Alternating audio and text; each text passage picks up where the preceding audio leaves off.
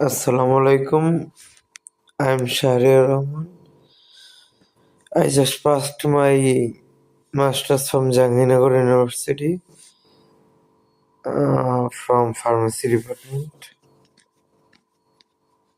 আচ্ছা, আপনাদেরকে আজকে মেনলি কথা হচ্ছে কালকের ভোটিং নিয়ে। আমাদের তো কালকে ত্রয়োদশ নির্বাচন প্লাস গণভোট একসাথে। তো গণভোটে অবশ্যই হা ভোট দেবেন, কারণ গণভোটে হা ভোট দিলে এটা দ্বিকক্ষ বিশিষ্ট আইনসভা হবে। সরি, দ্বিকক্ষ বিশিষ্ট আপনার হচ্ছে সংসদ ব্যবস্থা হবে। আমাদের বর্তমানে সংসদ ব্যবস্থা হচ্ছে এককক্ষ বিশিষ্ট।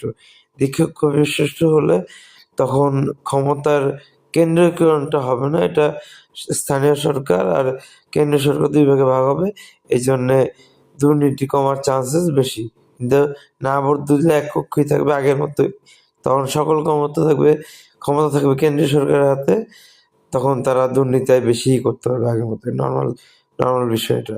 আর এটা হচ্ছে আপনারা কাকে ভোট দিবেন?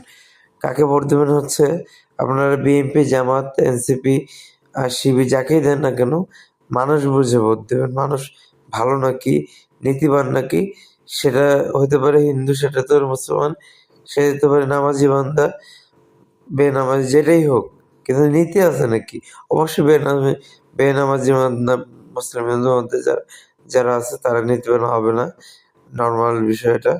কিন্তু যারা নীতিবান তাদেরই ভোট দিবেন, পার্টি দেখে ভোট দিবেন না, অবশ্যই মানুষ দেখে ভোট দিবেন।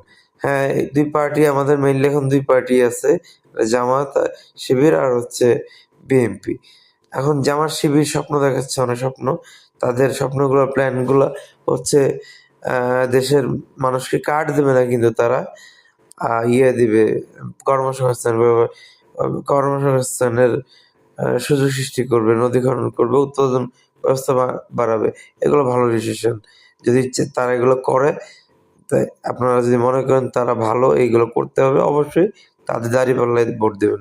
কিন্তু আবার যারা যে পার্টিটা ধানের শীষ, যেটা আপনার প্ল্যান করতেছে এই কার্ড সে দিবে, সেই কার্ড দিবে, আচ্ছা এই কার্ড সেই কার্ড দিলে প্রতি মাসে মনে করেন ৫,০০০ করে দিল আপনাদের সবাইকে। ১৬ কোটি ১৮ কোটি মানুষ, প্রায় ২০ কোটি মানুষ, আসলে ধরেন ১৮ কোটি মানুষরা বা ১৬ কোটি মানুষরা দিল কার্ড। তো বছরে কত খরচ হবে? ৫ বছর টিকলে ৫ বছর কত খরচ হবে? আমাদের দেশে এত টাকা নাই, জনগণের টাকাই তো এগুলো দিবে। এটা যদি উৎপাদন ব্যবস্থা ভালো না, এটা হবে না, সম্ভব না। ঠিক আছে?